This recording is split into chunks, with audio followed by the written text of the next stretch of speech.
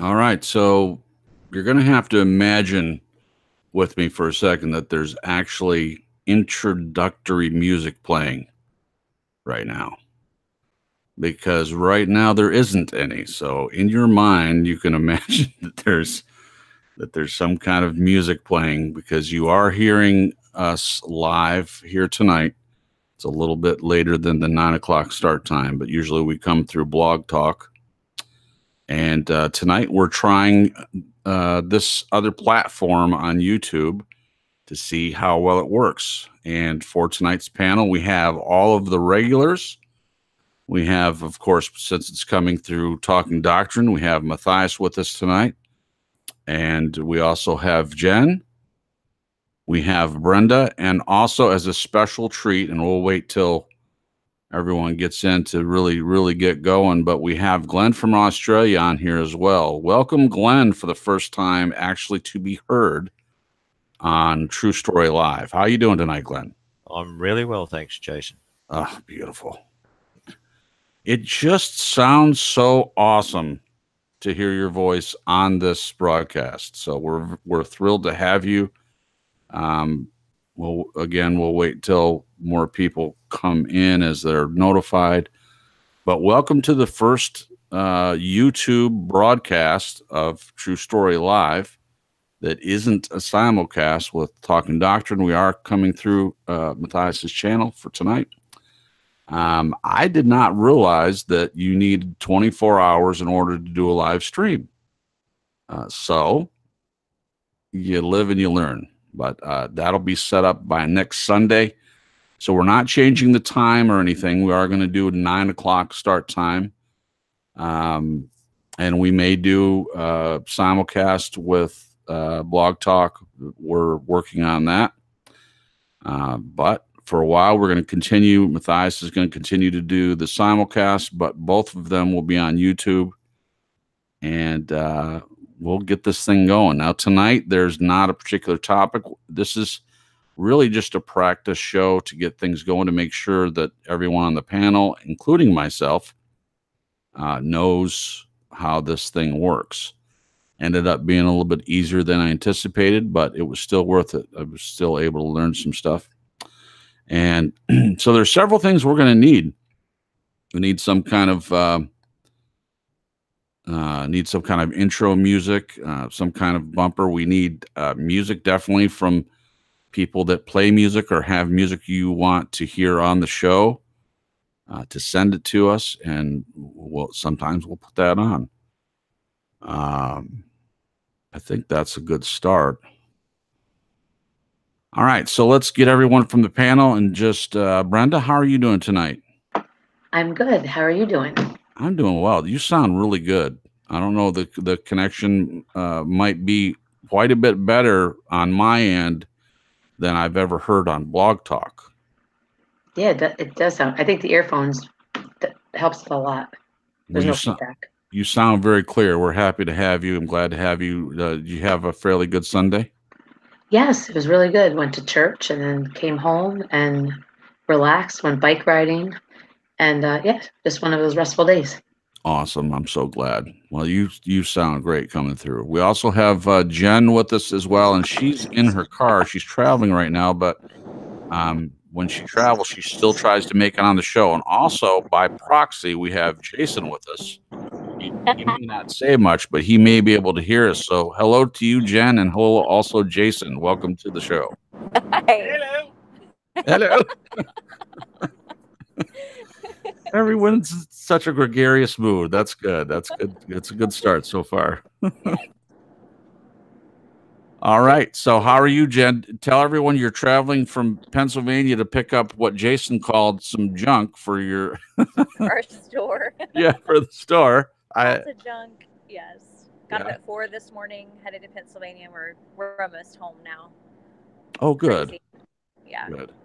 Well, I'm glad you guys are almost home safely, but we're grateful that you joined us for this practice show. Actually, the first YouTube TSL show that's not a simulcast. So we're glad you joined us. And last but certainly not least, our kindly host, Mathias. Mathias, how are you doing tonight, buddy? No, I'm blessed. I'm happy to be here and praising God that everything's working so well. Oh, me I too. just want to remind you that you need to try to mute too when other people are talking, especially if they're on a device, because it'll, like, we would have heard Jen just a little bit better. But it's because she's got background noise, so that's why. Yeah, I got you. I'll do better about that. Thanks for reminding me. This is the first time I've ever had to think about doing it, but I've been on your show enough times to be able to do it. So let's try it again, just for testing purposes. Jen, I'm going to mute, and then I don't know. You could sing a song, tell a joke, whatever you want to do. You could read the preamble, unless you've memorized it, and you could do that. I'm shy. I'll just say hey to everybody in the chat room. Hey guys. And I'll go ahead and mute and let you talk.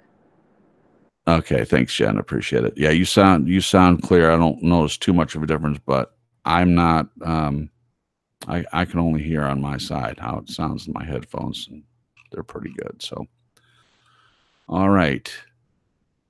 So, hello to the chat room. We have a couple people that have joined us. Sniff Your Fixins is in the chat room. JW, hey buddy, how are you doing tonight?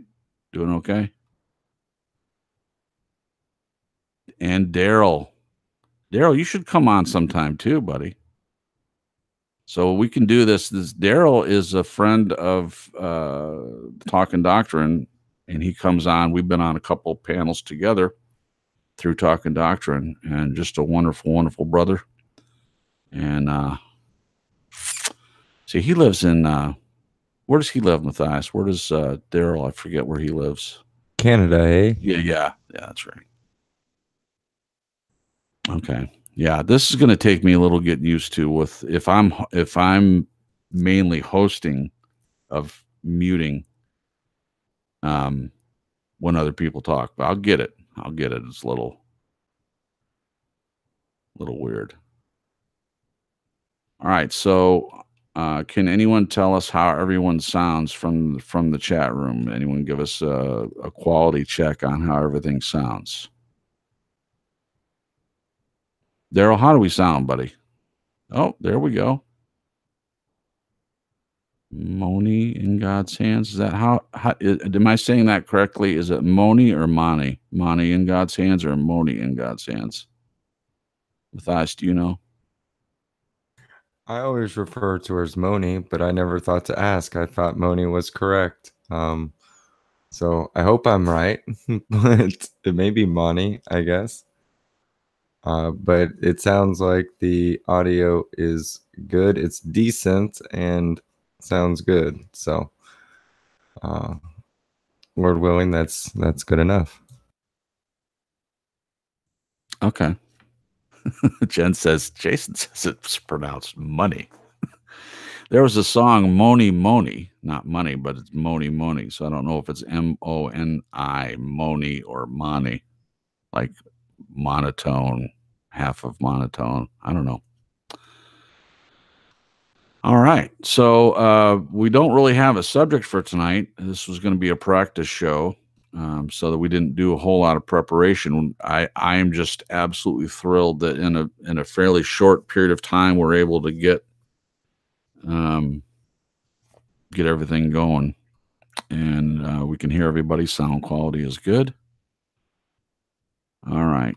So we need a topic. Does anyone want to hear us talk about anything? Is there any subject that you would like us to discuss? This is, like I said, there hasn't been any preparation. It was just going to be for practice, and we've kind of got all that stuff. Blue Star ice cream. Oh, Blue Star cream. I put the ice in there. Any questions about Australia, maybe? Yeah, questions about Australia. We have Glenn on the panel with us. How's your? It's past 11 a.m. now, but you're in the morning on Monday. It's actually a different time zone. Everybody understands that. So how is the weather and everything going for you in your new home? You could tell people that you just moved. You and your wife just moved into a new place. Tell us about that a little bit, Glenn, if you don't mind. Well, first of all, I'd lived in Brisbane my whole life until the last, say, 2.5 years, and my children, my two boys, live in Canberra, which is about 4.5 hours south of here. And we're actually located in a place called Candos, which is about 4 hours northwest of Sydney. So you've got to come over the mountains, or they're not really mountains, they're not that high, but the Great Dividing Range. So we're out in the bush as such. Town of about 1,200 people. So we were on the way to see the boys, and we just stopped in here. And cutting a long story short, we saw this friends of ours had a block of land up on this hill here. Walked on it and said, "Oh, I'll keep it clean. Oh shit. I think we should move here." Sort of an instant decision. Went back, said to Sandra, "I think we should sell up, move here." So we've had a plan in process. We came. Building the house has been a very long and protracted process. Building it as an owner builder here is very difficult out in the bush to get tradespeople, and it's just dragged on and on and on. But we're finally here, so that's good. So it's spring now, but it's still cool in the mornings. There's got elevation about 2,000 feet. Yeah, so we're here. We've got a great view, and it's much more pleasant than Brisbane. The air's clean. What more could you ask for? No snakes yet. No snakes. That's one thing you can't ask for. That's for sure. Yeah. I got a question. What's it like having Christmas in the summertime? In what respect? Well, I think I've seen Santa Claus in swimming trunks. I've never seen that. Well, because Sandra and I had travelled for so many years, we travelled the world so many times, we've been very rarely home for Christmas. But now that she's had a stroke, we're here. It's quiet. Generally, it's more family time. It's not of any religious significance anymore. There's not. Australia's a way less religiously observant country than the US.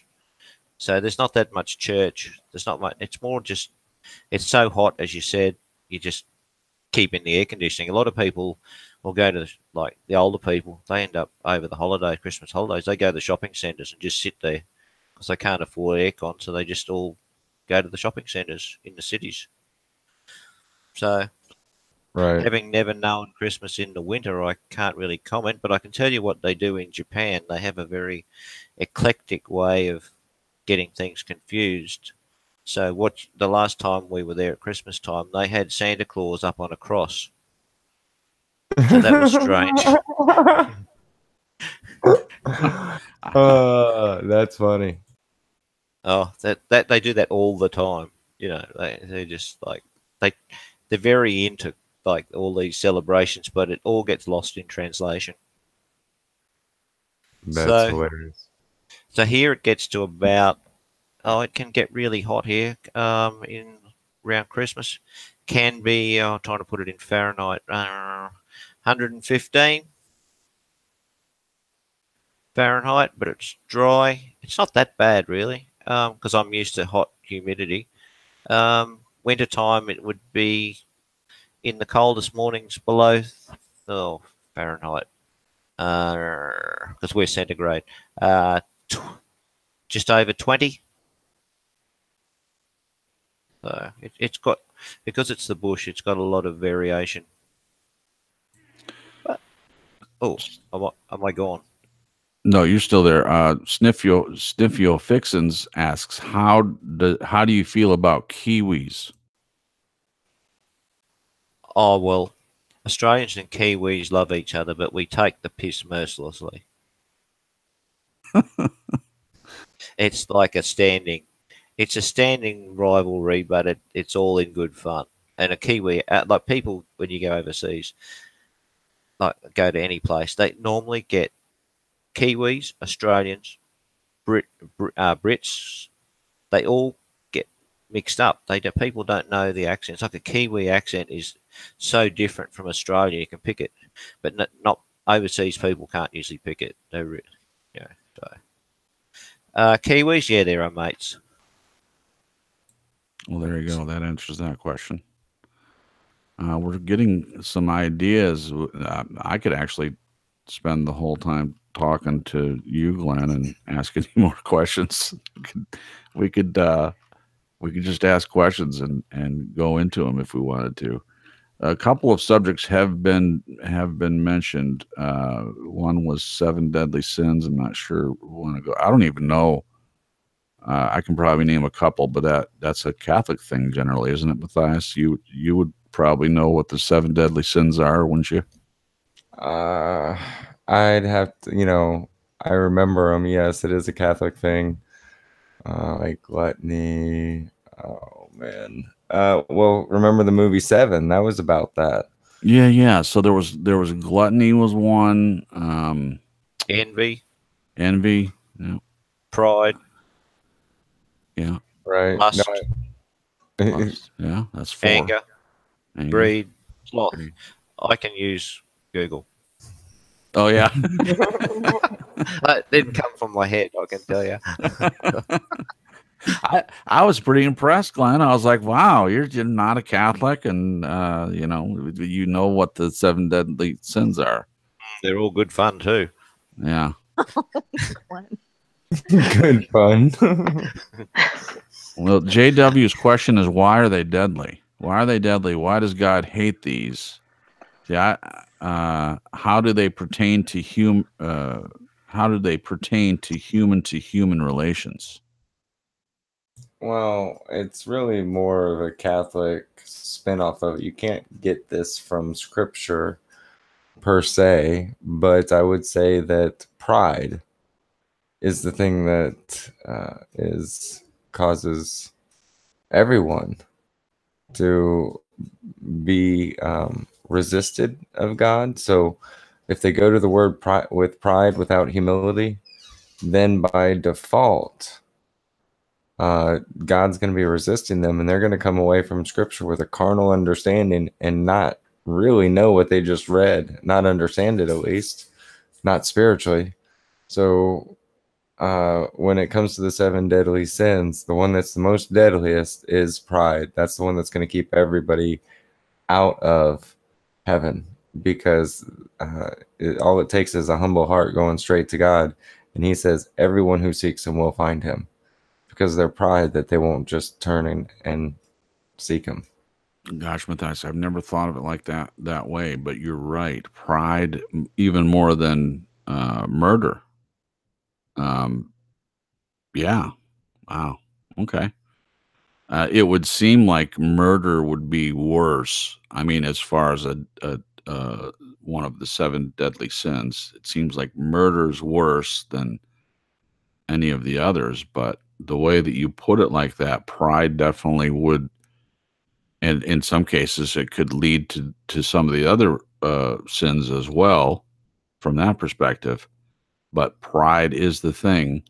And it's also biblically, it's mentioned many times. There's plenty of things for a person to look at and see the point of not being prideful. That's for sure.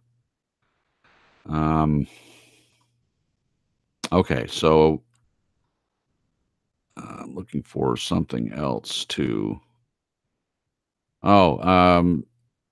Another comment, Glenn, is oh, go ahead, Matthias. I was just going to say, Jeff is saying that it's in Psalms, the 7 deadly sins. Which Psalm? Let me know so I can look it up. But the only place I've ever heard of it was from Catholicism, and then I don't remember 7 deadly sins being in the Bible at all. So let me know what Psalm so I can look it up. But other than that, go ahead, Jason. Sorry. Oh no, it's important to go ahead and answer the question. That's for sure. Since we don't have a topic, I want to include the chat room as much as possible on our kind of inaugural test practice show night. That was the one thing, the 7 deadly sins, and then the other one. Oh, Glenn. Yeah, I remember where I was. Glenn. Someone said it wasn't a question, it was more of a statement, but maybe you can say what she means, what they mean. they're saying that there's a lot of living legends in Australia. Do you have any idea what that is referring to? Living legends in Australia. Usually sports people, I would have thought, but it's not a commonly used expression. Living legends means like someone who might have been an absolute hero back, 20, 30 years ago. So they're still alive. Yeah. They have like, for sports, they might have like immortals and things like this where they consign people that have been at the top of the game every year. They put them into a sort of a select group, and that's what they would call living legends. That's the only real context I would have heard of it. I got you. Thanks a lot, Glenn, for filling that in for me. All right. Another thing that was mentioned, JW mentioned, what about the workplace shootings? You ever wonder why? Could it be how people treat people? There's a pretty easy answer to that. It can be. I think at least in America, where a lot of the shootings happen, unfortunately. I mean, there are other countries that it happens for sure, but here in America, I think in many cases people do treat other people horribly, whether it's in traffic or whether it's customer to any kind of service industry. It's certainly not everyone. A lot of people still try to be polite, and I've seen that as well. But yeah, people treat each other, and I think in some cases there are things right below the surface. But for someone to actually get to the point where they take a gun and go into a workplace and shoot other people, there's other things going on there as well, other than just standard anger. This is where someone has allowed something to get deep inside them and made it into a huge root that grows into something that they eventually make a decision to do something horrible, which is take the lives of other people. Anyone want to weigh in on that idea? Well, it doesn't happen here, I can tell you that, because guns are banned and it's unheard of. Right. And yeah, so obviously if a country cannot get a hold of guns at all, and I think it's similar in England, but in England they somehow find ways to kill people. It's not that they're not without murder, but it's not gun murder. So I mean, I don't know, Glenn, what your murder rate is in Australia. Do you have any clue what that is? And if so, if there is a rate of some sort, how do people do it? I mean, obviously there's many different ways you can do it if you don't have a gun. Okay, well, first thing, concealed weapons are banned. Machine guns are banned, but people like farmers or gun collectors or gun club, members, just have a license. They can have a rifle. And of course, there's always stuff on the black market. So shootings will happen with rifles. Very rarely will you have anything to do with handguns, virtually unheard of. Yeah, but okay, here's the story. We see this on TV, like Maryland. Someone jumps into the store, kills the workplace, kills 3 people, gets shot. We just shake our heads in disbelief, and of course, it just think, well, basically, we think you guys are wankers. Yeah, there's well, I don't think I concur with them. I mean, we are a country. We're a country of wankers, and there was a time when we weren't, when we actually had morals, and that the fact that we were governing ourselves was a good thing. But now this country has been turned upside down, and the cream of the crop are wankers to the top. So there's no. Funny. I like it. It's true. But here we've got about 18 million people who graduate high school each year illiterate, can't even read and write. So it's been by design. It's been an attack, and really, it's been from the inside.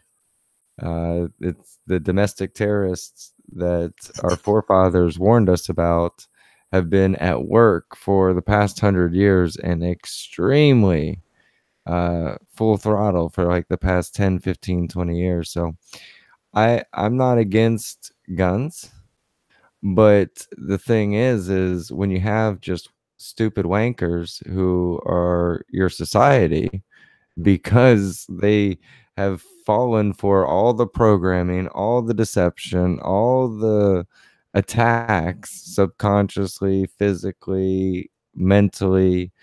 I mean, most Americans just have their head in the sand and a thumb somewhere where the sun don't shine and don't even realize what's going on. So,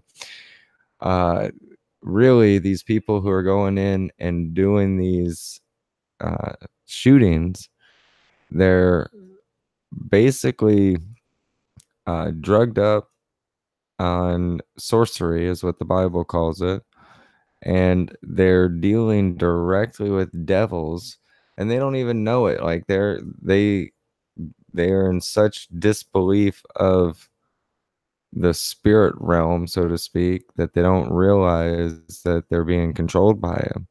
That they'll say that they have voices or whatever the case may be. A lot of them we'll talk about, but at the same time, they're rejecting God until they go and kill hundreds of people. So I'm with you on the craziness of our country, but there was a time where we weren't like this. About 150 years ago, I would say America was at its prime, at its best, morally, economically, society-wise, and ever since then, especially the Act of 1877, we've been dramatically, or in 1870, we've been dramatically declining into total wankership. Wankership. Yes, the United Wankership of America. That's that. I like the sound of Well, that. it's unfortunate too. Like, we've travelled the world quite a lot, and as soon as you go places and there's American or people from the USA, not Canada really, and they say, "Where are you from?" and you say, "Oh, I'm from the USA," and people roll their eyes. True story. It just true story live. Okay, unfortunate, but that seems to be the attitude. So Yeah. there you have it. Brenda, do you want to share your comment on here as well? What you just said about the gospel? Oh, in the chat room that I posted? Yes, ma'am. Sure. My point I was saying was I think without the gospel, all this stuff is a given. Shootings, thievery, criminality. And morality is fine. I mean, you have to have some basis, but morals are not going to get us to heaven. There are a lot of morally good people out there who unfortunately are going to end up in hell. And I'm not going to even go with the annihilation or if they're going to be tortured forever. I'm not going there. But so I think that's what I love about the topic, True Story Live, because looking for truth in every topic that we talk about, and the gospel being the center.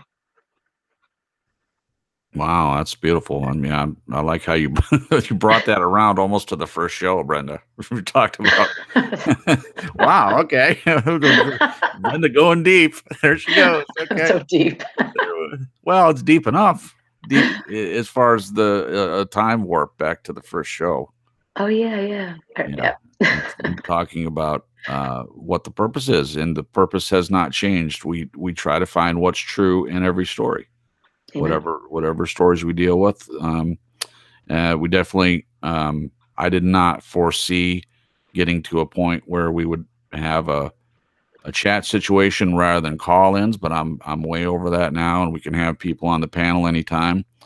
If you want to ever be a guest on the panel with us, just let me know or let Mathias know as well, and he can get in contact with me and let me know as well.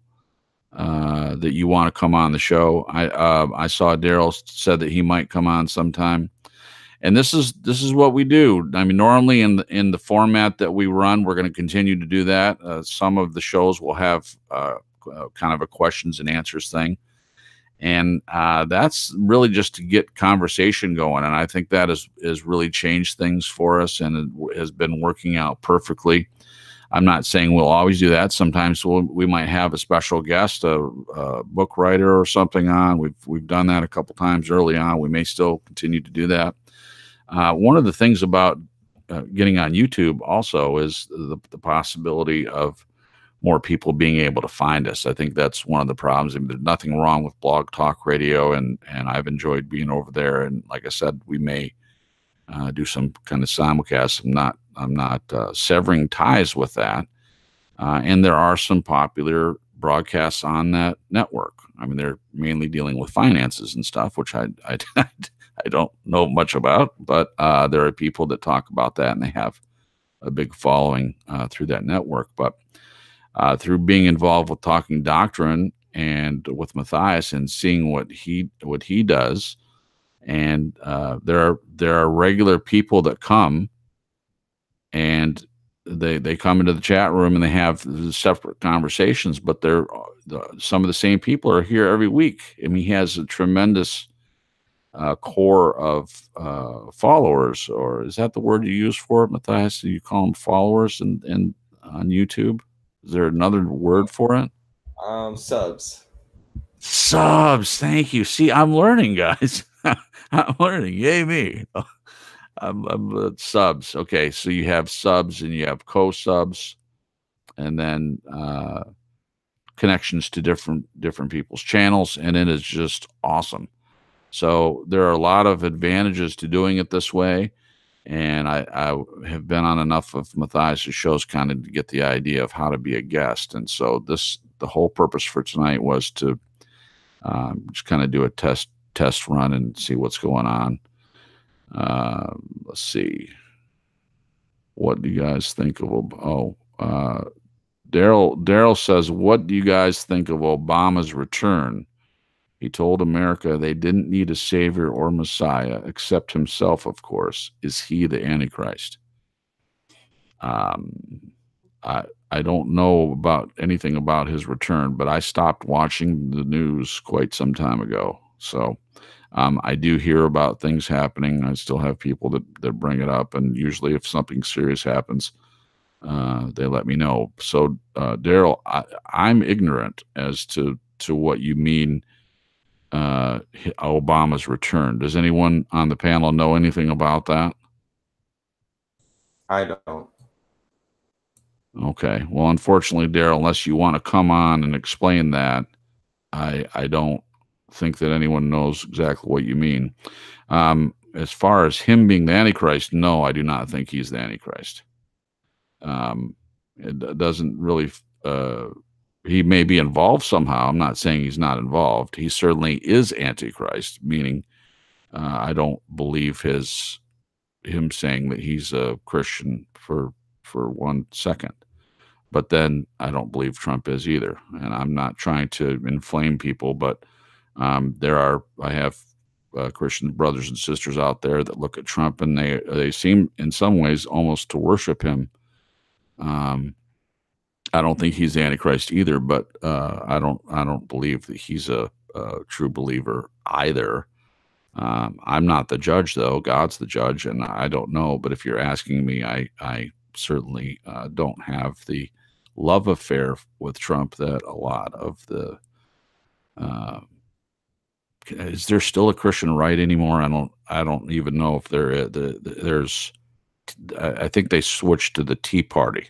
We don't get into politics very much for a good reason, but when I was growing up, they had the Christian, the moral majority, or the Christian right was a pretty large group, upper middle class or middle class people. Generally, that's the way people voted. And then you have the Reagan era.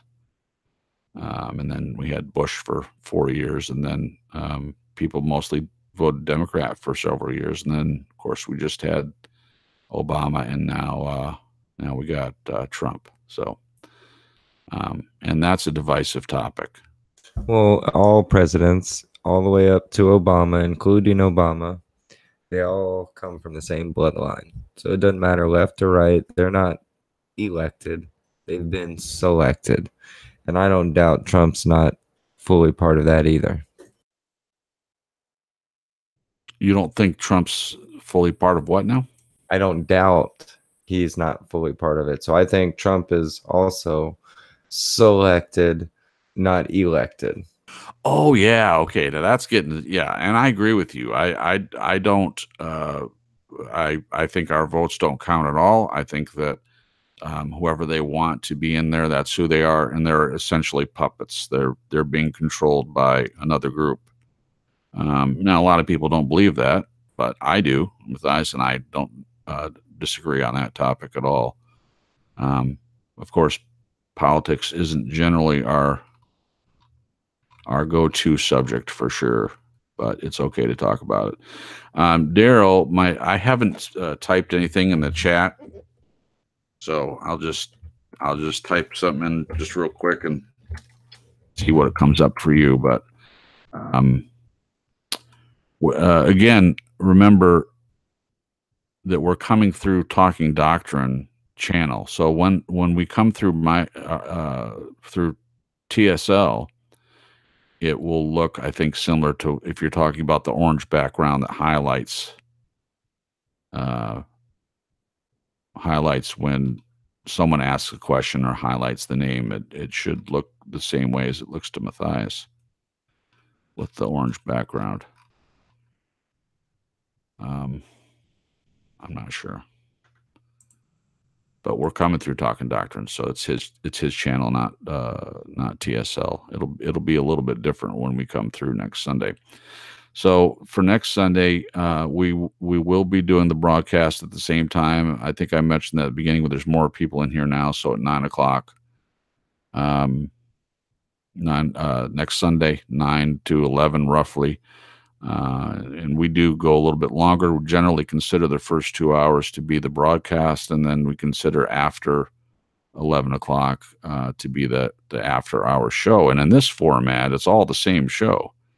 But I have enjoyed kind of, and I'll ask the panel what they think, but I have enjoyed doing it that way, having like the first 2 hours be on a particular topic and ask questions. And the beauty of this is there won't be a stopping point. So if we get into the questions and it goes a little bit longer than expected, it's no problem, because the YouTube's not going to shut us off at a certain time. So that's definitely helpful. Do you guys like the idea of kind of continuing the same? And we'll start right down the line with Brenda and go right down to the rest. Do you like doing well, Brenda, I'm asking you, and a lot of times you've got the 2 hours and then your phone shuts out. So I don't know how many of the after shows you've been involved, but do you like the idea of doing an after show after the first 2 hours? Oh yes, I would have stayed on if my phone didn't go out. But Okay. With this, it won't be a problem anymore. Right. That's what I'm getting around to. Yes. Thank you, Brenda. I appreciate that. So yeah, it's going to be a lot better in that respect. Glenn, do you like it going longer, the after hours kind of format, doing the first 2 hours? Generally, like I said, if it goes a little bit over, that's fine. But generally doing the first 2 hours more of a format, and then having some after hours time for an hour or so, depending. What do you think of that idea? I think it's a really good start, and then as it evolves, if it needs an adjustment, you do it. But I think for now, it's a great idea. Okay, thank you, Glenn. And Jen, do you like that idea as well, as continuing that kind of similar format in that way? Oh, I don't think she's there. What about you, Mathias? Do you? Yeah, I think it'll definitely cut down on some snags and not have to worry about being, cut off and having to have viewership go to a different place to finish the broadcast. So having it all in one place, I think, will be extremely vital for helping people be able to hear the whole thing if they want to. Okay, good.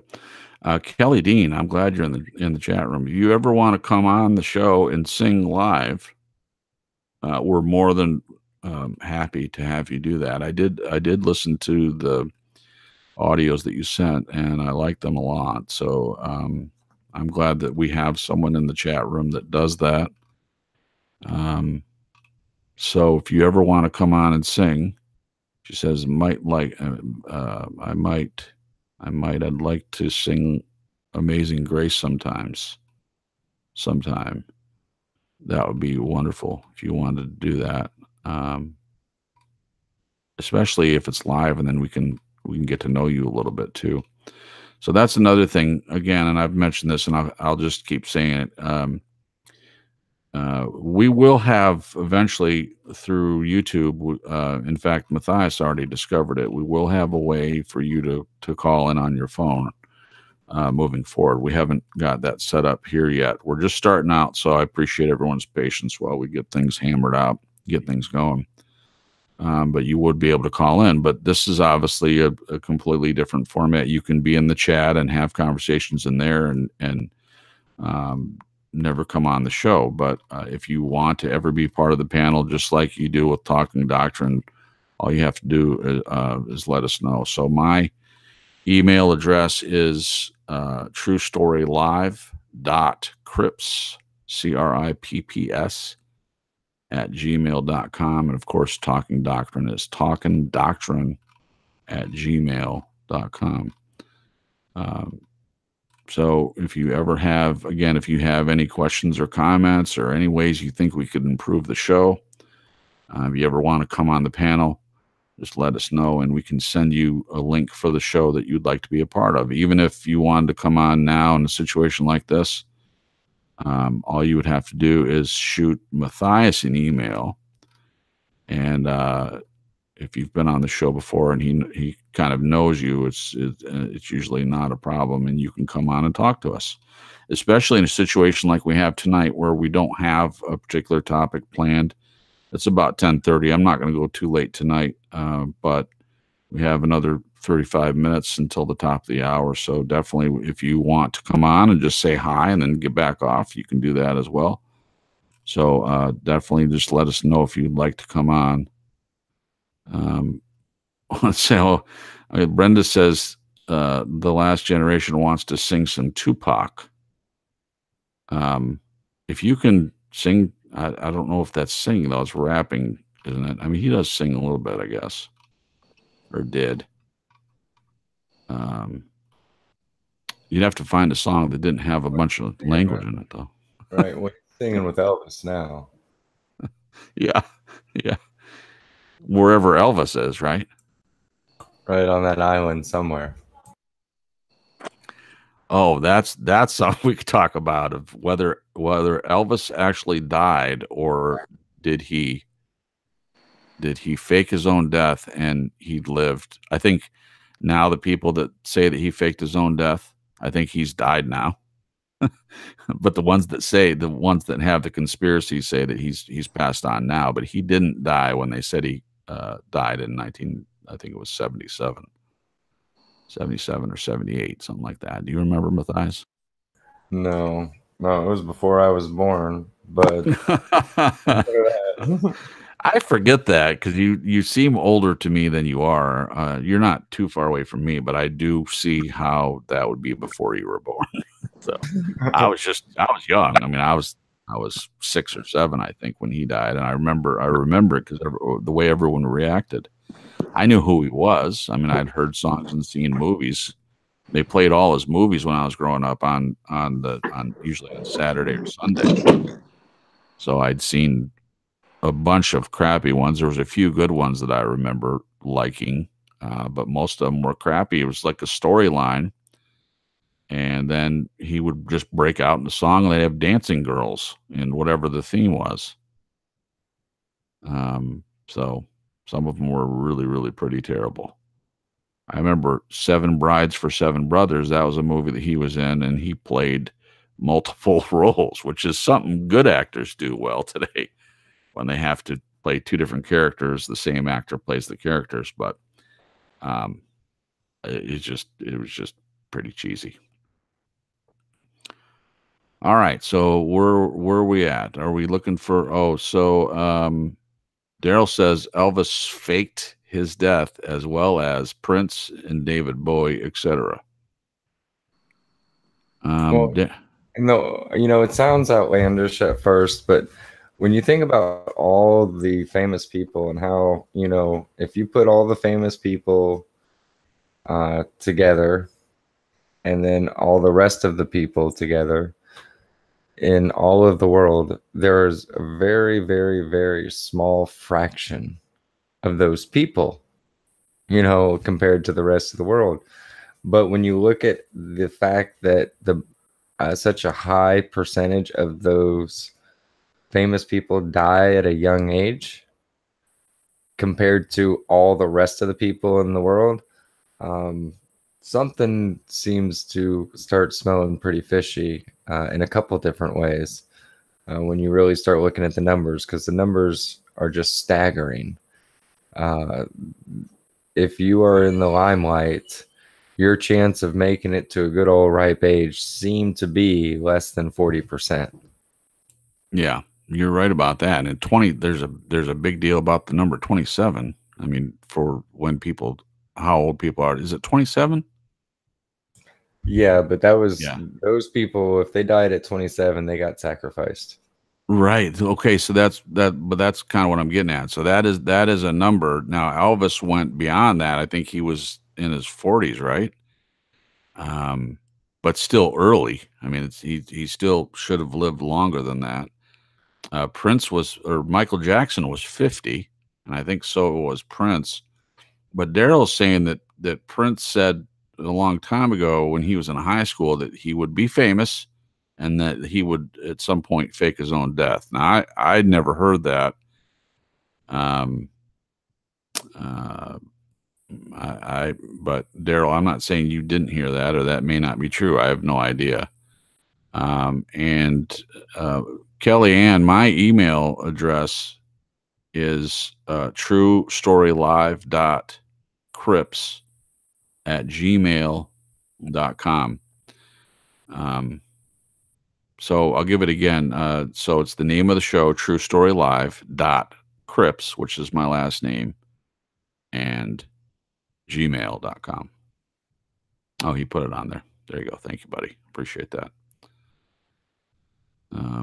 Okay.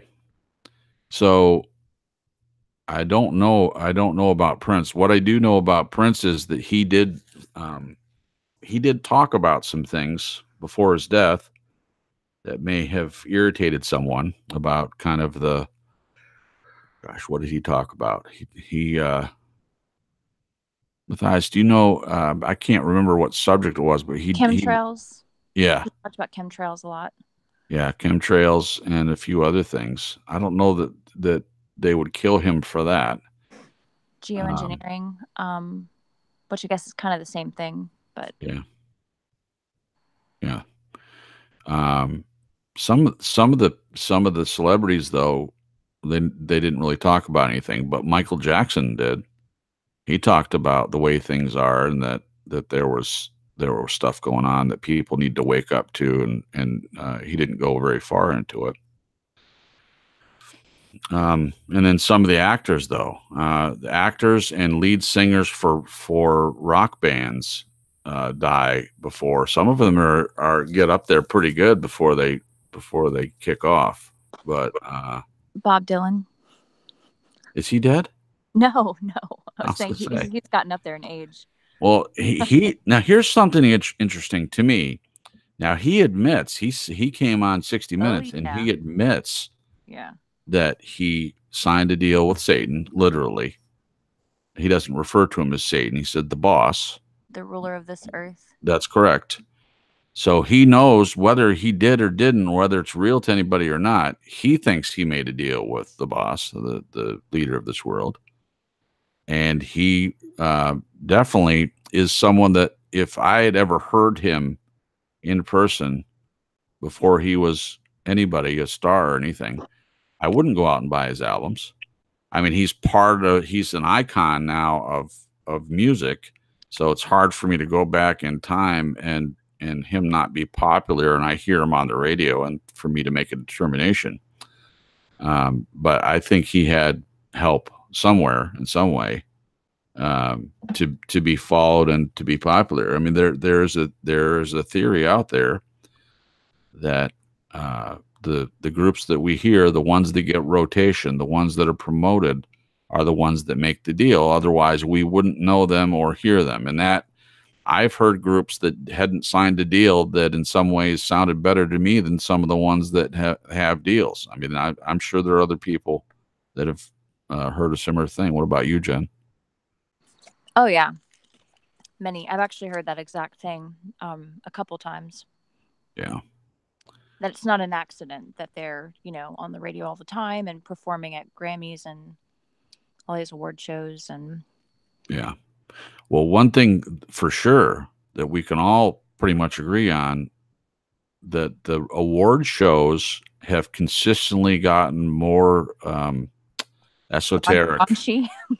Raunchy is a separate thing, yes, but it ties in. Yeah, they've been raunchy for a while.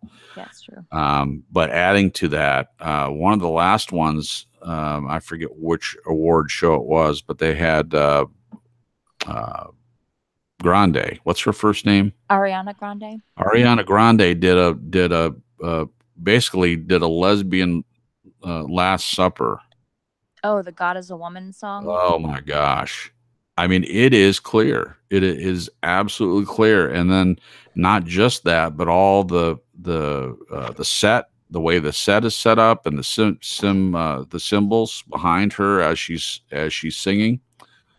But just for people that respect the Bible at all, to see Ariana Grande acting like she's Christ and singing a song with lyrics like that, which is basically, when you're with me, you'll believe that God is a woman because she's so good at sex. And then on top of that, all the symbolism that's in that. If you get a chance and you want to see what I'm talking about, there a couple people have done YouTube videos about that very thing, and talking about their perspective of seeing it. But it is pretty in your face. It's not like it was when I grew up, where if there was anybody doing open symbols, it was satanic rock and roll music, and they admitted that, like Slayer. You were going to watch a Slayer video when I was younger, a teenager. A Slayer video, you knew that their symbology would be, heavy metal, Satan worship kind of stuff. But now you see Ariana Grande, who doesn't sing heavy metal. It's nowhere close to heavy metal. But yet the symbols that are being used, and the way that everything was set up, and doing a mocking Lord's Supper, not only mocking Christ, but mocking the whole Last Supper scenario. It's a different place. It's a different place. And I can tie that into what Brenda was saying earlier about the morals in this country. And when we started talking kind of about, the way that people use guns in this country. Now, I don't know what it is in Australia, but Glenn did talk about the, kind of things being different there, that there's not, the gun laws are different and stuff like that. And there's not a whole lot of church there either. But I don't hear about Australia being, totally overcome with evil.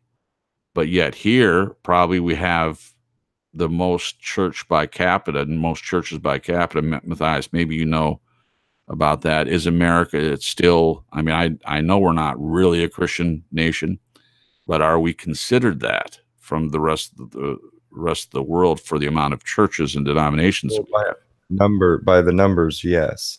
We still have the most church attendance, even. But when it comes down to it, we are pretty darn wicked. Glenn just fell out. I don't know if that was on accident or if he had to go. Oh, well, I think he avoids being rude so much to the point that if he was going to jump off, and even if he was irritated by something, he would let me know. But I didn't get a message from him. Jen, did you get a message from Glenn at all about? No, I'm actually messaging him right now. Okay, I think he probably got disconnected somehow, because he would, even if he was irritated, he would say something. Oh yeah, he's saying in the chat now the call went dead. Oh, okay. So he got kicked out somehow. So yeah, just click the link again is all he needs to do. The one I emailed him. Okay. Yeah. Yeah, he still has that if he wants to come back on. And that happens. Go Could ahead, I Jen. change the subject and say something? Yeah, change subject, please. It's open, so do your thing. I wanted to tell Matthias I really, really enjoyed the show last night on the Romans Road. Is it Romans plural? Yeah, with the Romans as it actually no, it would be Romans as in apostrophe S. Okay, gotcha. I really enjoyed the lesson and the talk. Learned a lot. It was good. Praise God. Awesome, because a lot of people don't realize when you don't use all of Scripture to let it define itself, you are actually doing it a disservice, especially on particular verses, such as which the Romans Road uses. So it's sad, but it's subtle and real. Yeah, but it was good. It just pointed it out so well. It was such a good example of what can go wrong with it, you know. Yeah, praise God. I'm actually going to, when I have the time, take that excerpt and make it its own little video so it doesn't get lost in the shuffle. So awesome. Glenn was able to make it back because Glenn, it just happens sometimes. I don't know, since you're on a PC, it only happens occasionally to people, but just click the link back whenever it happens. It shouldn't be too big of an issue. Okay, no, it was easy. I just shut everything down. It just says there was an error loading your app. This app couldn't open because it didn't provide required information. I don't know what that all meant, but anyway. All right, just a glitch in Google. That's it. So yeah, sometimes when there's technical issues, sometimes just leaving the call and coming back in fixes all the audio or visual issues as well. Sure, good now. Yep. We had a question while we were knocked out. So the question is, are you my dad? No. I don't think so. No. In fact, it's impossible. It is impossible. You would have first of all, you would have had to have been 12 or 13, I think. Oh, that wasn't impossible. No, that's not the impossible part. But the impossible part would be, well, you're from Australia, and had you ever come to the mainland at that age, Glenn? No, not at all. Yeah, so quite unlikely, but no, he's not my father. I think we're close, but we're more friends than father son. At least I've never thought of him as being my father. No, I don't think anyone could. No one's meant to ever replace your father. Yeah, that's true. I don't think anyone can. All right. Well, that's a good question. I mean, she has no idea. The person that asked the question has no idea, the age difference. No, there's what are you, 48, 58? 49. 49. I'm 65. Oh, I have to say that softly. Yeah. So I guess it's possible, but no, it's not. Nope. Mike Elder says music doesn't mean or change faith. Were you talking to him about that, Matthias? No, that must be in the chat room. Yeah, it's in the chat room. But of course it doesn't change faith, but I will say that when I came to faith and I realized how the music I was listening to was not just not glorifying, but Antichrist. There was a lot of music that I did stop listening to, and then a lot of music I did start listening to. So music is powerful. It is a way to speak, to get past the flesh and go directly to the soul and sometimes to the spirit. And that's why we watched, that Hell's Bells. The people who are actively pushing Antichrist music, they know that they're pushing a message at a subconscious level, and they're doing it on purpose. So music does get past any guard that anybody has in the flesh, especially if it's got the right beat, a good beat. And you can start, and then that's why a lot of these songs just keep repeating the same thing over and over and over, because they're trying to instill program. So Satan was made as, the most beautiful angel, was made to actually, he was perfect. He was made for the worship of God, like to lead worship even through music. So when Satan fell, one of his many talents, is music. And so that's why he uses music so effectively to blind those who believe not. So music is powerful, but no, it's not gonna. It will help keep people blinded. Yeah, sure. Not looking to the things that matter truly in life. But for the most part, if somebody's humbly seeking, no weapon of music can keep somebody from the truth of God. Yeah, I would agree with that. And also, when I was a teenager, I wasn't sensitive to a lot of the music that was popular at that time, but there were certain groups that I had no desire to listen to. I've already mentioned the one, Slayer or whatever. I just wasn't interested in that. And there's even more groups now that are just clearly satanic. They come right out with it. It's not hidden. It's not below the surface. It's very open and upfront.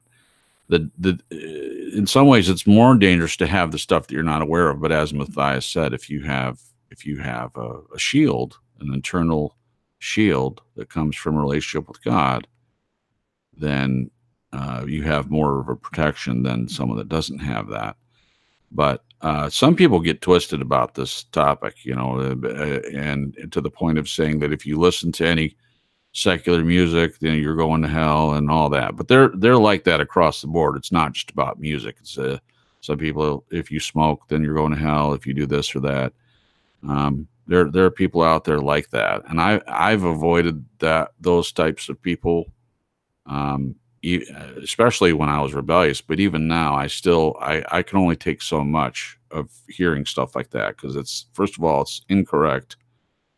And hear the amount of people that believe that sort of thing, they're works based. So they're looking at someone, if someone listens to something that's not, that's got a Christian label, because I have news for you. Satan has permeated the Christian industry as well. And if you don't believe that, we can talk more about it and I'll show you. But, a lot of it comes in the symbols. You can have a song that you think is about Christ or worshiping God, but they're worshiping their God through the music.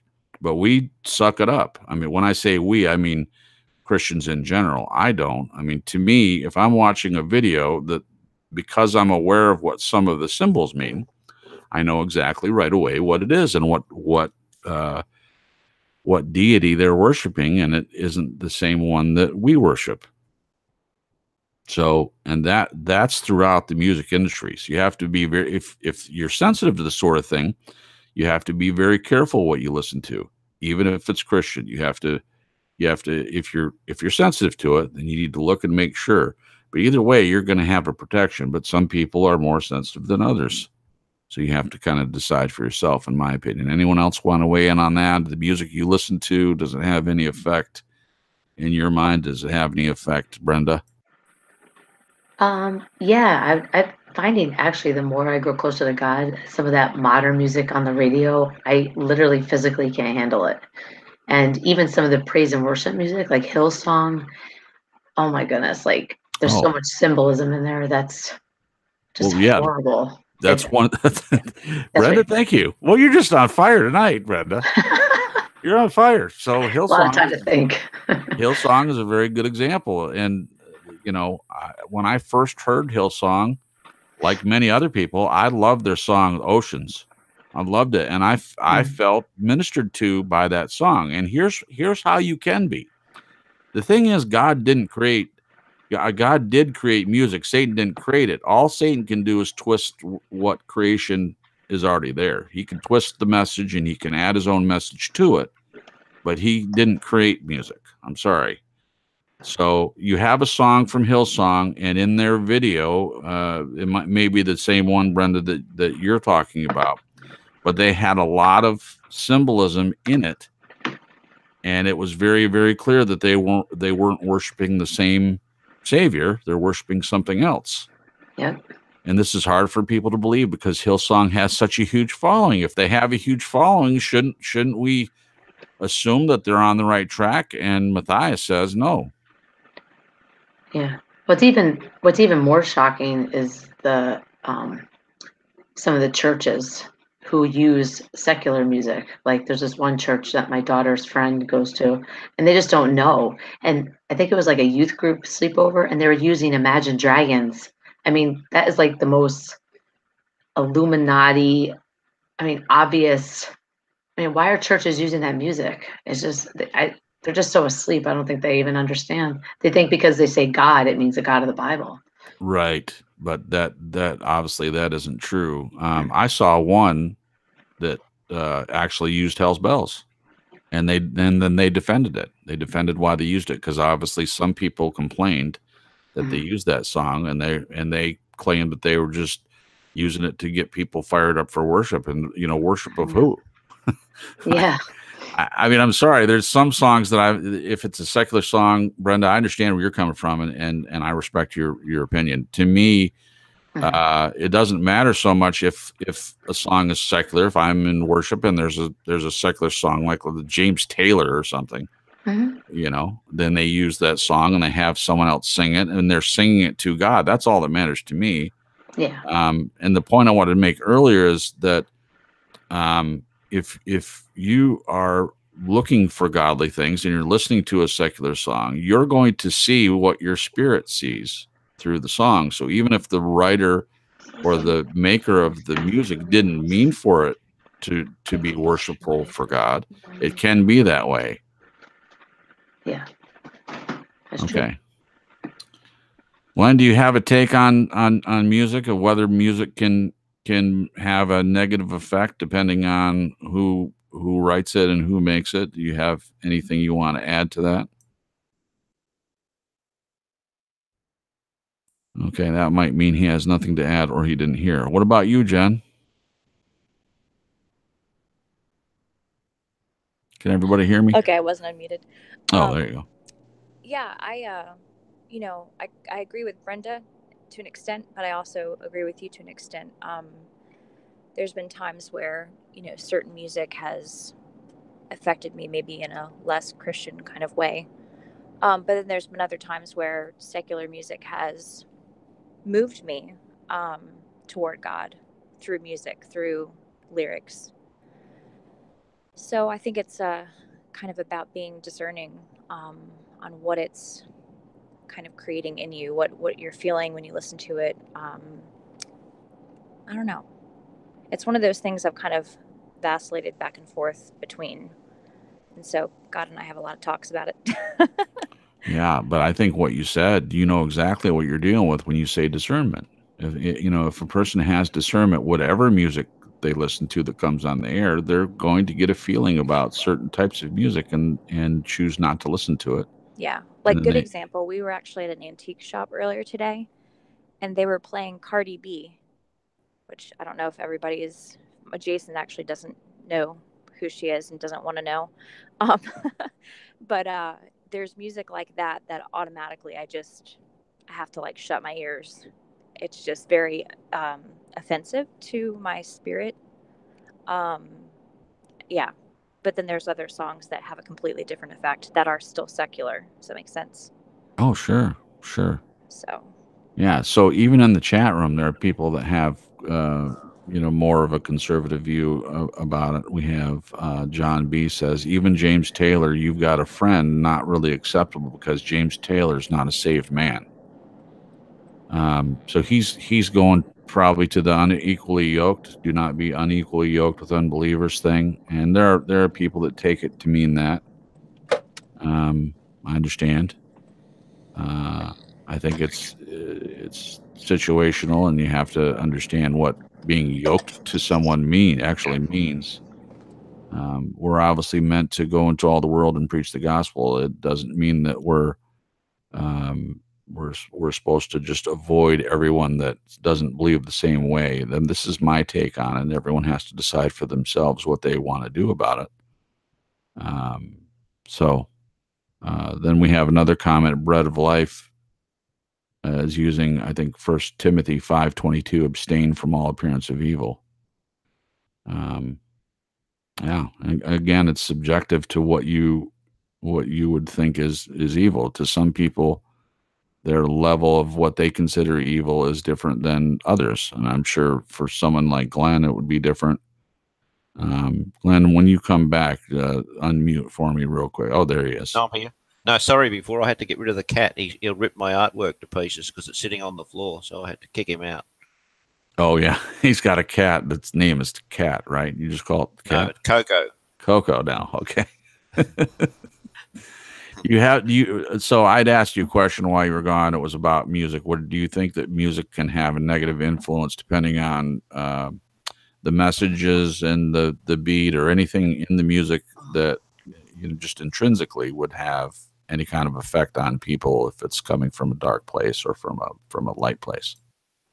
That's an interesting question. Look, obviously, I see it way differently than you would because I wouldn't be that concerned what are the lyrics. I just have my own tastes, and if I like it, I like it. If I don't, like I can't stand rap and all that stuff. But if it's AC/DC and I like it, I don't really care what the words are. It's of no meaning to me. To me, it's just a song. They've written it. It's got its own meaning, but it's not going to affect whether I see it from a light place, a dark place. If I don't like it, I won't listen to it. Okay. Oh, there you go. That's good enough. I appreciate that answer.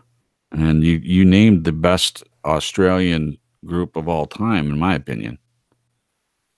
AC/DC.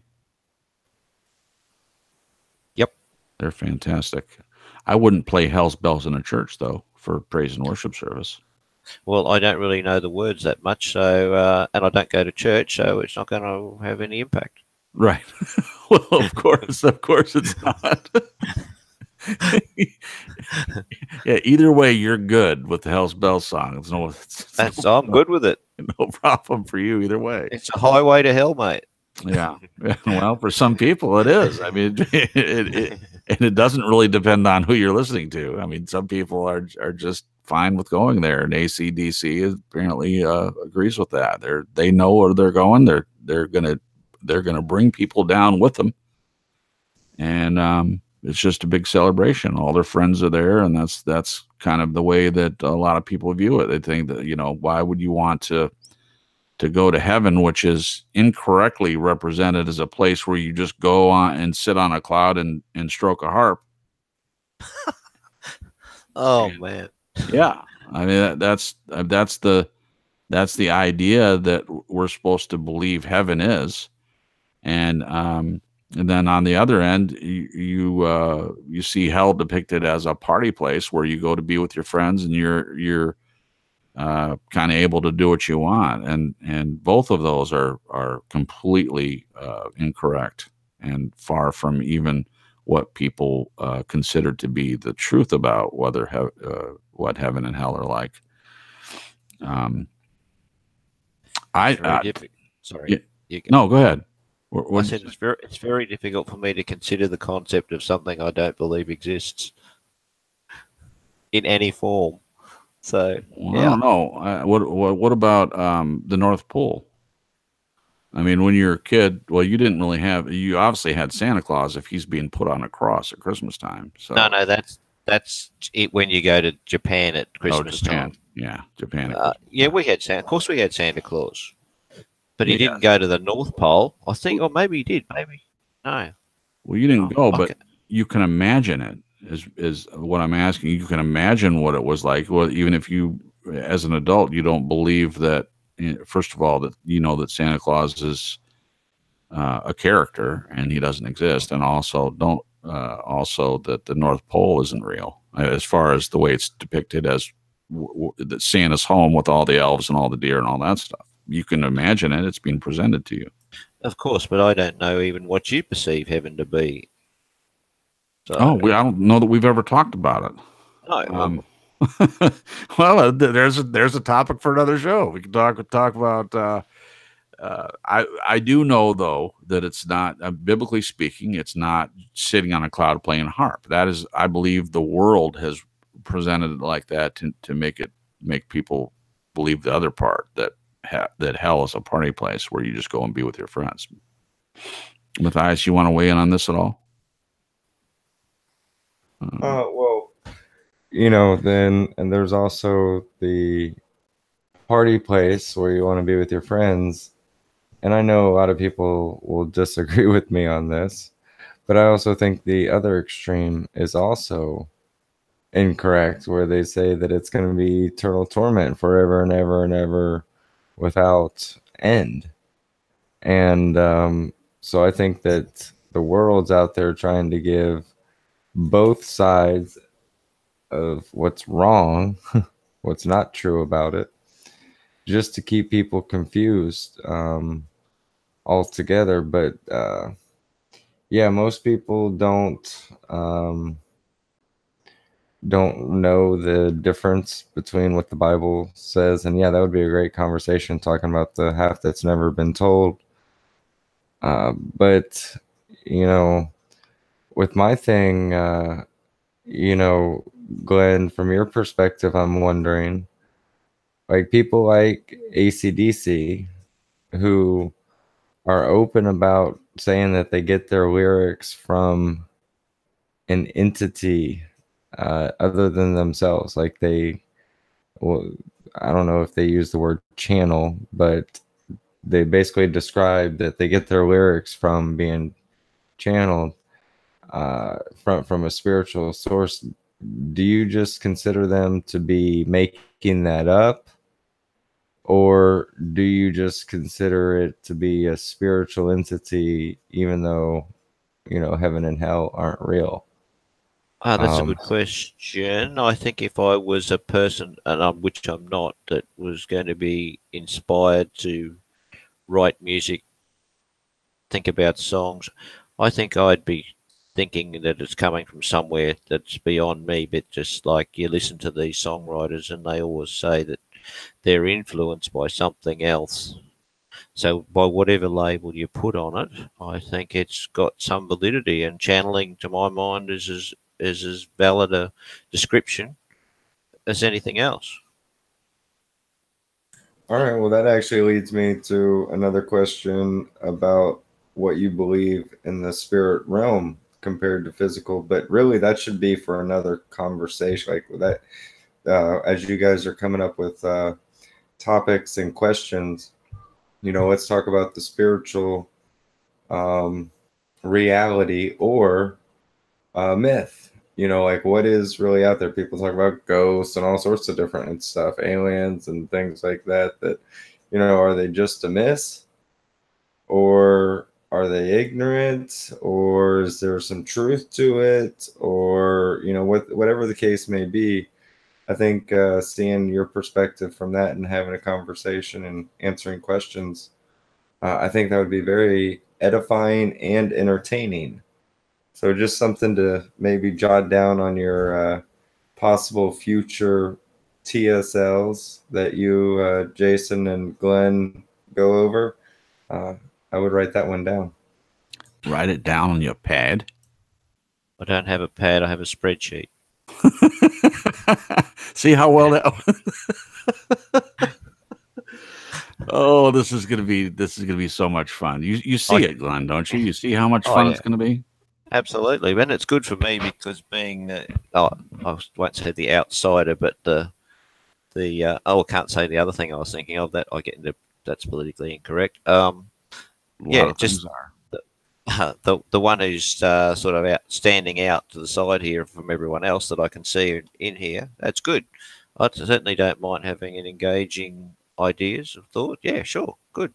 Yeah, it's a safe. It is a safe place. I mean, I think, Glenn, this is a good opportunity for you to talk. I mean, you have said to me privately and in talking with Jen and I that you feel safe and welcome in the chat room. No one attacks you. They listen to you present your opinions and talk a little bit about that. How you feel about the chat room situation and your being welcome here. I think if we take it back a little just to when you started TSL, I think it was, and I said to you obviously that I was not happy with the way things were going in terms of someone as a non-believer. I just thought it was very, I can't even think of the word. Non-inclusive. Yeah. Well, it was just very self-gratifying for those who were there, but for nobody else. Yeah. But look, the chat box has been a pleasant surprise because I've found that. Okay, well, when we first started on with the chat box, I found there was a very big social element, and there was also an element of people who were here to have a discussion. And it seemed like we dropped some of the social off, but we got people here that were actually putting some really good thoughts forward and very interesting people. So I've been impressed. If I had to say I was not expecting that, that'd be the truth. Yeah, I wasn't expecting it to be as good as it has been. So yeah, I think it's huge potential with your own channel. Just having the chat, I think, is really agreeable to all of us, and even having those people on chat to be able to participate. That's exciting stuff because I see people there just on the list as I'm looking at. There's so many people there that obviously got things to offer and just need to. It's up to them whether they wish to be involved or not. So yeah, good. Absolutely, and we want people to be more involved, and we'll keep saying that too. Again, we want to be more inclusive, and what Glenn's saying is absolutely true. He listened to every show, and at that time, I didn't have a whole lot of my friends that, I mean, and this is going to sound like wah wah, like I'm crying or something, but it's just a reality there. I had people that say they would support me if I ever did anything in radio again. And this was a new thing and a new opportunity. And I would ask people, did they listen? And, well, no, I haven't gotten to it yet. I had no feedback. I had zero feedback. So Glenn at least took an interest and he listened to every single show and gave me feedback. And some of the feedback I thought was worth taking a look. And one of the things was that True Story Live had become a show where we all just kind of agree pretty much for the most part. And I never wanted to be that. Again, it was meant to be a call-in show where people would listen from the outside that don't agree with us, and they would call in and we would have a discussion. So we wouldn't have to create a situation where there was a little give and take, a little back and forth, a little conflict sometimes. It would be naturally created by there being different listeners who call in and want to make a comment on the show. So with the lack of that, one of the changes that we made is we created a conflict in the show. And conflict isn't necessarily a bad word. Sometimes conflict can be good. You have a conflict with someone, it's how you deal with it that makes all the difference. And because Glenn and I trust each other, and we have a relationship, and there's lots of things there. And for those of you that don't know in the chat room, I did see a couple of questions. So I don't want to assume that everyone has heard the other shows where I brought this up. So Glenn and I know each other. Glenn had a relationship with my mother many years ago, and my mom, unfortunately, she died about year and a half it's been now. And Glenn and I started talking more by chat. Both of us cared about her very much in different ways, but it was healing for both of us to be able to talk about her and we formed a stronger relationship. And then so when I started doing the radio show, he was a person that did more than just say he was going to be supportive. He actually listened to every show, and I take that seriously. And it would be the same if if people in the chat room took the time to listen to the shows and they had constructive criticism about the show. We would take everything anyone said and really pay attention to it. So this is kind of how we know each other, and I'm very grateful to have made some of the changes to the show to actually add some conflict. And again, I mean, just not everybody agrees on the same thing, and we've proved that it can work. And I don't want to go on a rant here, but I think it's important to say that if you can have a handful of people that are true believers, and you have someone that admittedly does not believe, and have them get along in a way that week after week we can talk about different subjects, it never gets out of hand, there's no name calling, none of that ever happens, then why is it that we live, at least here in America, why is it that people who claim to be Christians are at each other's throats constantly? Different denominations and different doctrines tear other Christians and non-believers alike, tear them apart. So I feel like we've proved that this can work. You can have differences in beliefs and still get along and still benefit from presenting your opinion, even when they don't match. It has worked, and it has been useful for us as a panel, and we've gotten some feedback from other people that have listened to the shows, and they feel like it's been beneficial.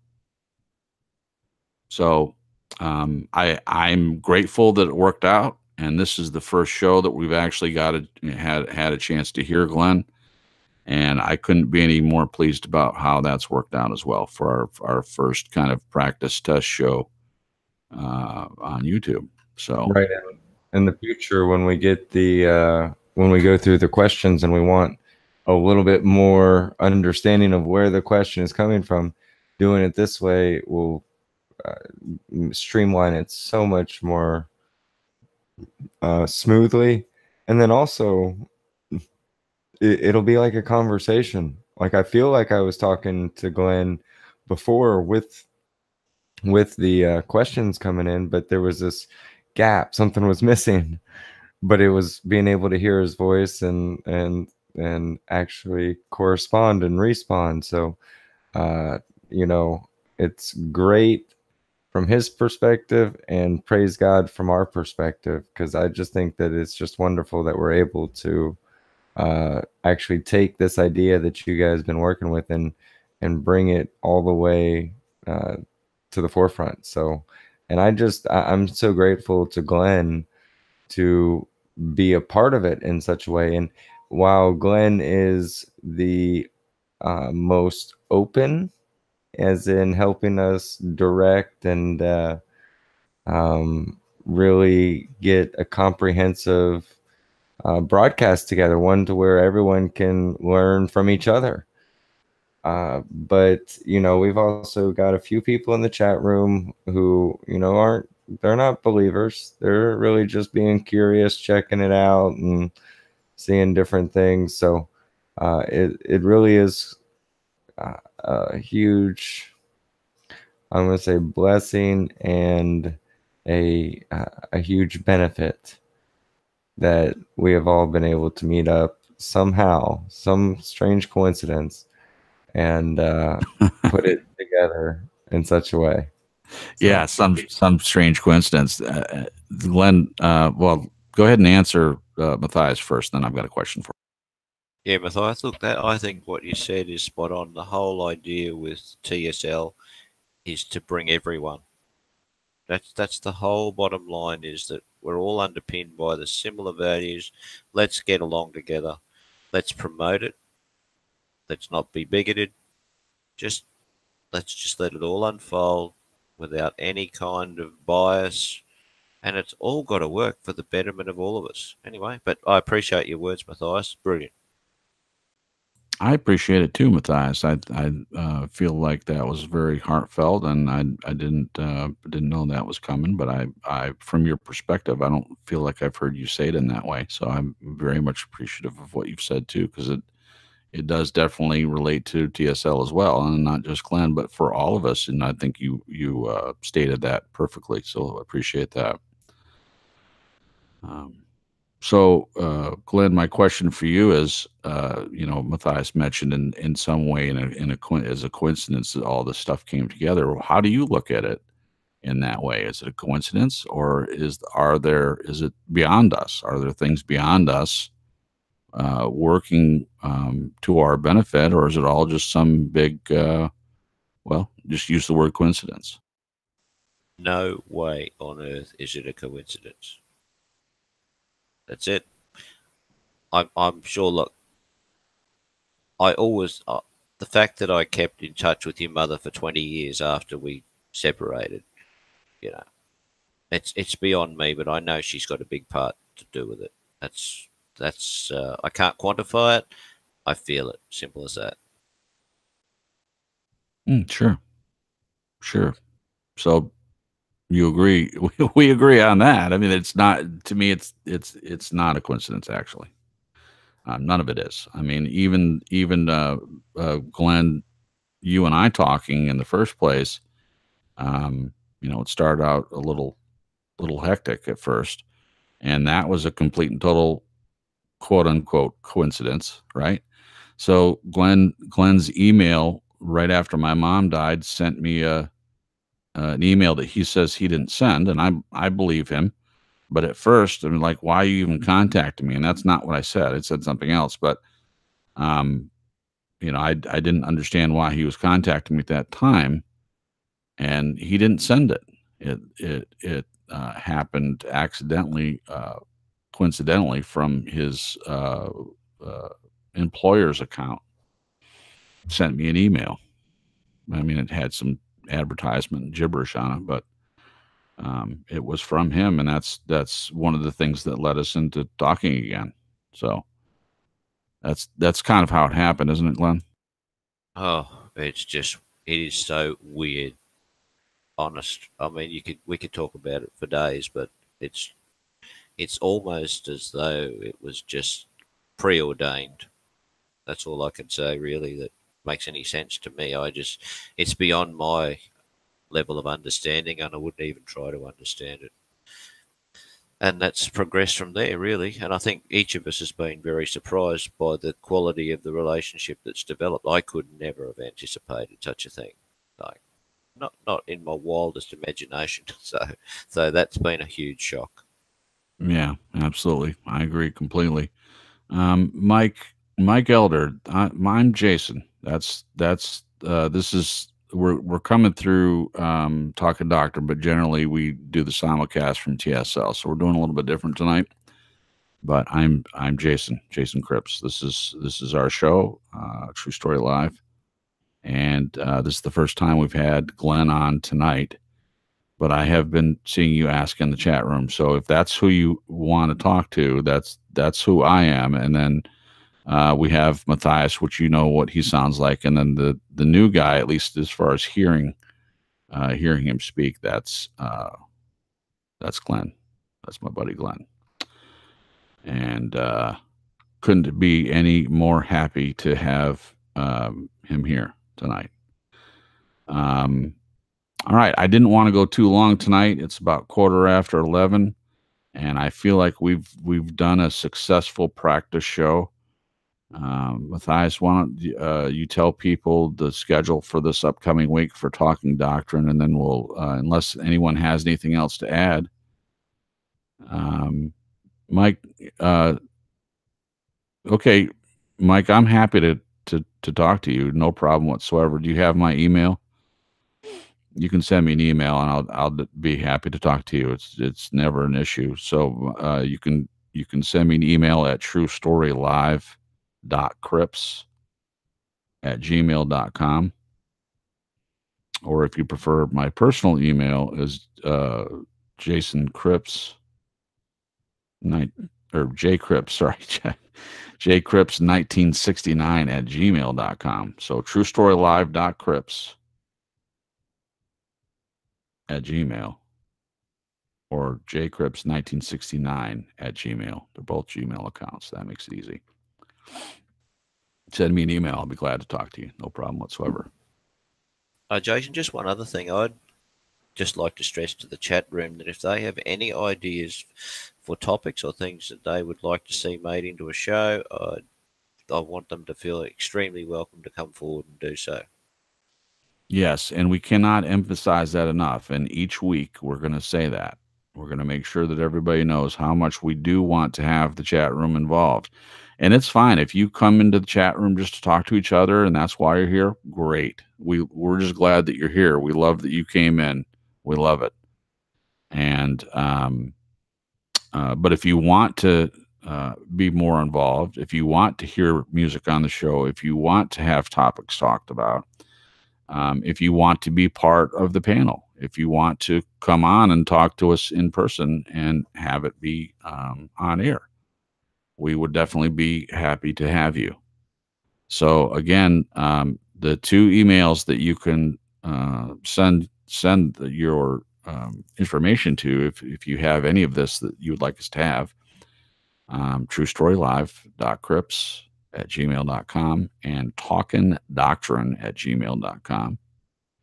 And just send us the stuff. Send us as much as you want. If you want to just tell us ways you think we can improve the show, we will listen to everyone and we'll respond to every email. We certainly don't have them coming in to the point. Well, for me, now Mathias might be in a different place, but as far as I'm concerned, I don't get.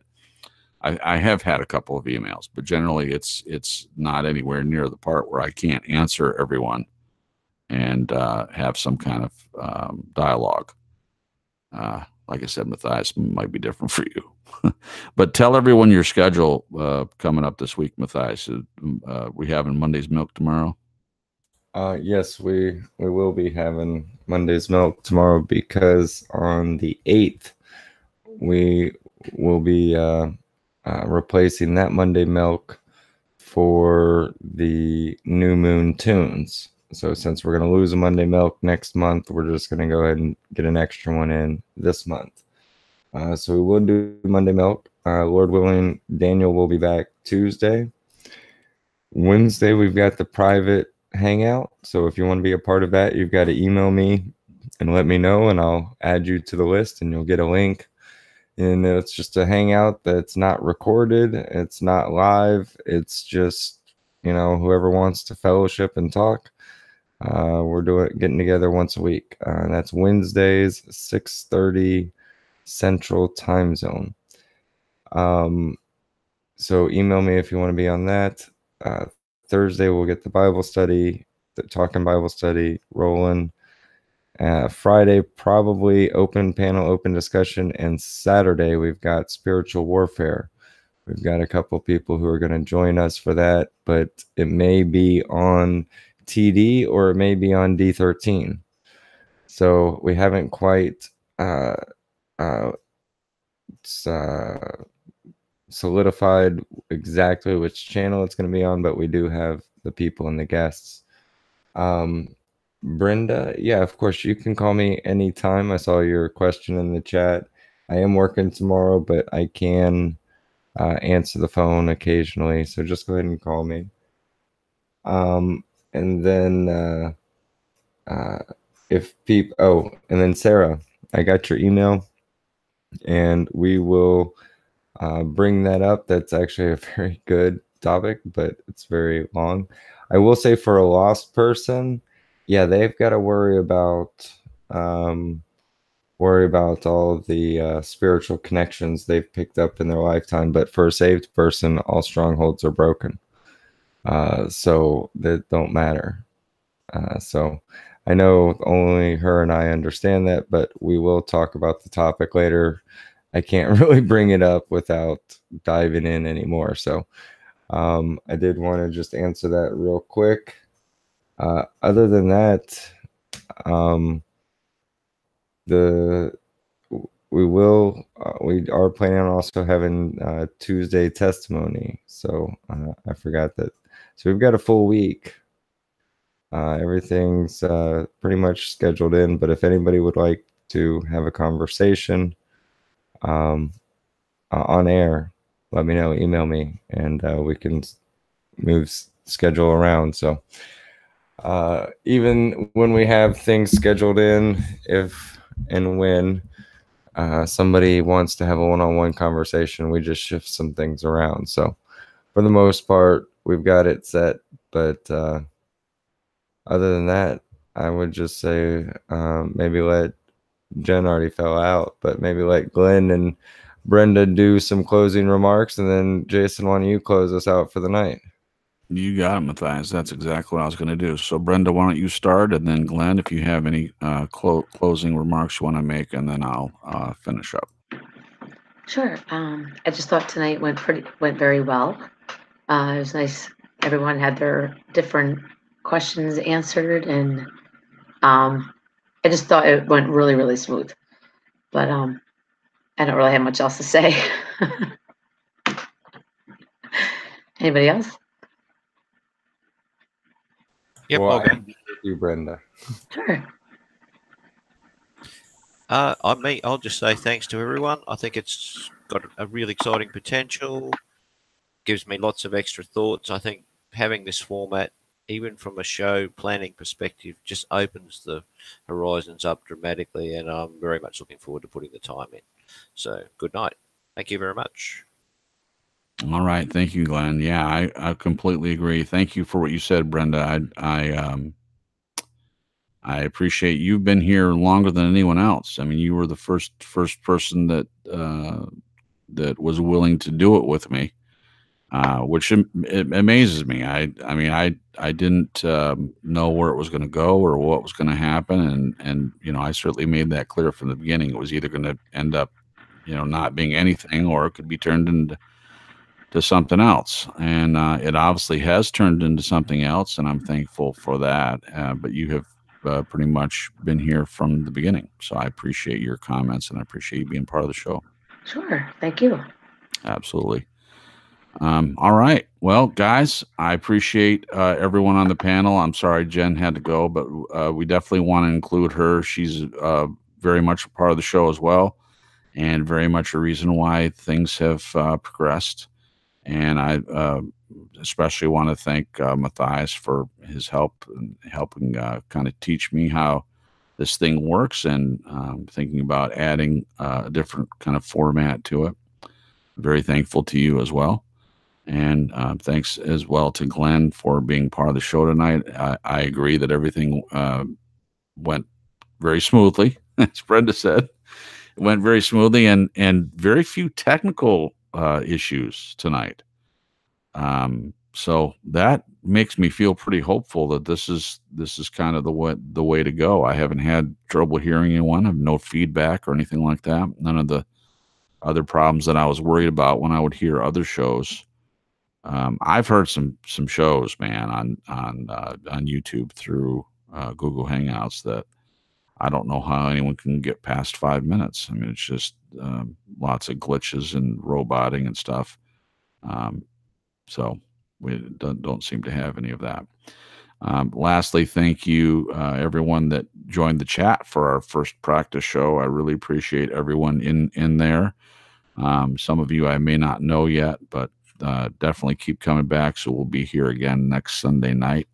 And again, as we've said a couple times, if you want to leave us a message, definitely pass that along, send it to email, and we will always respond. So that's it. So back here again, 9 Eastern Standard Time next Sunday, and we'll have a subject. We'll have more of a format than it was tonight, but I did enjoy tonight. I think everyone agrees that it kind of went pretty well. And that's it. We're signing off. I hope everyone has a good evening, and we'll talk to you next Sunday. Until then, have a great week. God bless.